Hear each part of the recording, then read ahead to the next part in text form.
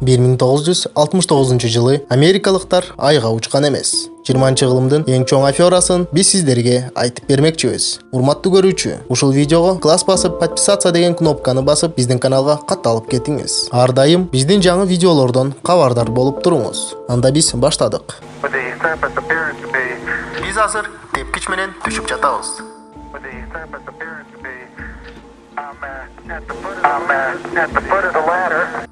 Айдын жери жумшак экен, тагырагы кумга окшош. Мен тепкичтин эң ылдыйындамын. Мен азыр кадам таштаймын. Бул адам үчүн кичине эле кадам, адамзат үчүн чоң секирик. Мен бул жерде Галилеонун бир теориясын текшергени турам. Космосто бардык нерсе бирдей ылдамдыкта учат деген теория бар.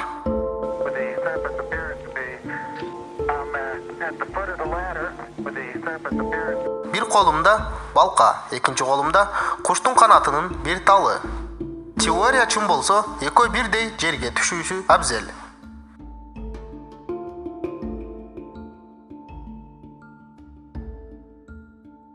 Ура! Теория далилденди. Сиздерге жактыбы? О, бул жагдай ажайып. Желик ушул жерде болсун.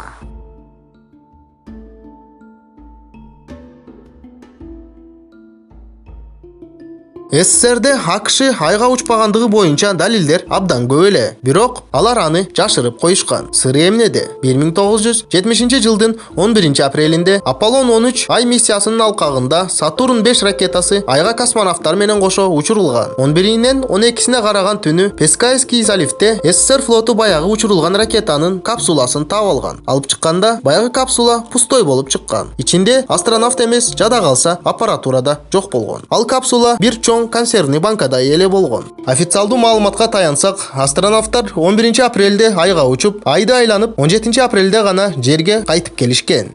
Айдан тартылган тасмалар бул чыныгы фальсификация. Аны жерден эле тартышкан. Далилдер. Айда тартылган деген НАСАнын фото жана видео тасмаларында эч бир жылдыз көрүнбөйт. А бирок ошол эле кезде СССРдин фотолорунда толгон токой жылдыз көрсөңүз болот. Анын себеби төмөнкүдөй. Ал фото видео жерде, тагыраагы Голливудда тартылган. Студияда жылдыздарды чагылдыруу кыйын болгондуктан алардан баш тартып, кара жана пустой фон гана калтырылган. Бул видеодо астронавттар АКШнын желегин айга орнотуп жаткан учуру. Көз албай карап турсаңыз, желек кыймылдап жатканын байкайсыз. Мындайды шамал гана кыла алат. А бирок айда атмосфера жок болгондуктан шамал кайдан пайда болду? Ай гравитациясы жердикинен 6 эсе төмөн. Анда астронавттар тез жана ылдам кантип чуркап жүрүшөт. Бул да таң калыштуу. Мунун жандырмагы төмөнкүдөй. Видео жерде эле тартылган. Фото жана видеолордун ляптарын айта берсек, алар толтура.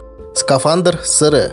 Американын авиация жана космонавтика музейинде айга учкан космонавттардын скафандрлары сакталып турат. Каалаган адам аны барып көрө алат. Ал скафандрлар аялдар кийген кадимки эле халаттан айырмасы жок. НАСА изилдөө борбору бул скафандрлар ич кийим тиккен завод чыгарганын маалымдаган. А дегенде алардын айтымында майкотрусинин материалы адам өмүрүнө өлүм тете кооптуу болгон космос радиациясынан сактайт имиш. Балким алар чын эле сверхпрочный дүйнөдө жок материал ойлоп тапкандыр. А бирок эмнеге анда ал материал эч качан эч жерде башка колдонулган эмес? Мисалы, Чернобыль АЭСи жарылганда, мейли, ал убакта СССР менен Америка тирешип душман эле. А бирок анда эмнеге 79-жылы Америкадагы 3 Mile Island атомдук станциясы жарылганда баягы НАСА чыгарган трусинин супер материалын колдонушкан эмес деген суроо жаралат. Күндүн радиациясы адамдын өмүрүнө абдан кооптуу. Ошол себептен космоско учурулган ракеталар жерден 500 чакырым алыстыктан ары учурулбайт. Айдын атмосферасы жок.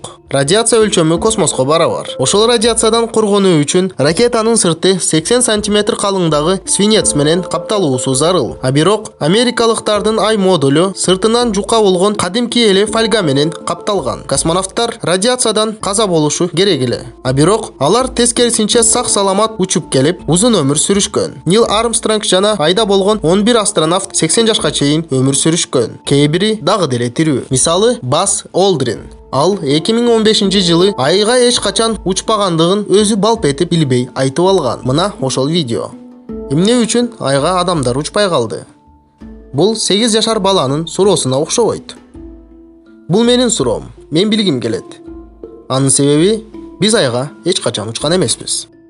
Алар ошончо радиациядан кийин кантип ушунча жашаганы адамды абдан таң калтырат. Мисалы, Чернобыль жарылуусун тазалаганы барган адамдар тез арада рак дартынан каза болушкан. Космостун радиациясы Чернобыльдан 100 эсе күчтүү болот. Ич кийимден жасалган скафандрларда жада калса зара чыгаруучу түтүктөр да болгон эмес. Анда эмне алар ошончо күн туалет кылбай чыдап жүрүшкөнбү? Же скафандрдын ичине эле жайлай беришкенби? Айга адамдын изин калтырган космонавттардын бут кийимдери кадимки эле резинадан жасалган. Айдын температурасы -100дөн +150 градуска чейин солгундап турат. Ал бут кийимдер же тоңуп, же ээрип кетиши керек эле. Бирок космонавттар айда чуркап, ойноп күлүп эле жүрүшкөн. Ошондой температурага чыдай ала турган материал 90-жылдары гана ойлоп табылган. Бул да суроо жаратат. Бул да эч нерсе эмес. Кызыктын баары алдыда. Бизден алыстабаңыз. СССРдин колунда туз козурдай болгон Американын калпын чыгара турган далил болсо да, Американын калпын айтпай, аны жашырып койгон. Сыры эмнеде?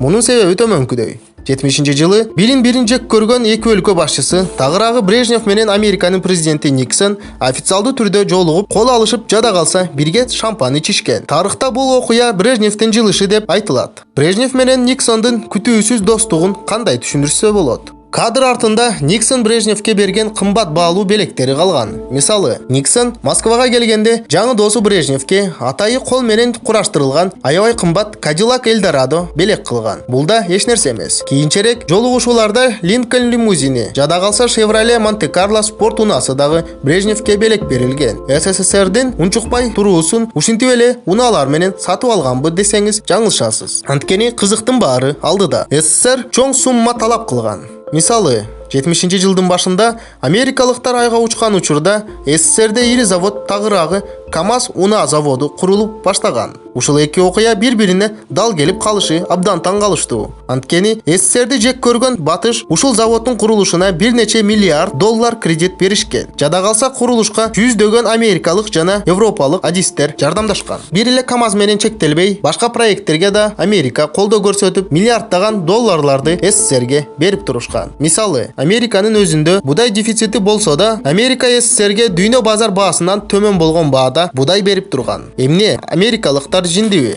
Жок. СССР Американы коркутуп турушкан. Ошол кезге чейин Европада СССРдин газ менен нефти сатуулуга тыюу салынган. Бирок 70-жылдардын башында Европа күтүүсүздөн өздөрү трубаларды орнотуп СССРден газ ала баштаган. Ушулардын баары адамды абдан таң калтырат, чынбы? Сиз ойлонуп, информацияны анализдеп жатканыңызда биздин каналга катталып, класс басып, өзүңүздүн оюңузду комментарийге жаза кетиңиz. Айдан келген таштар бул да кадимки эле жердин таштары болуп чыкты. Далилдер. Аполлон ай миссияларынын алкагында айдын таштары дээилген 382 килограмм таш алып келинген. АКШ башка дүйнө башчыларына ошол таштардан бирден белек кылган. Изилдөөлөргө ылайык, ошол таштардын ичинен реголиттен башкасы кадимки эле жердин таштары болуп чыккан. Музейде сакталгандары белгисиз себептерден улам жоголуп кеткен. Голландиянын өлкө башчысына берилген таш Голландияда изилденип, кадимки эле катып жана ташка айланган жыгач болуп чыккан. Япония, Швейцария, Норвегияга берилген таштар дагы подделка болуп чыккан. Ушуну менен биздин чыгарылыш аяктады. Видео жактыбы достор?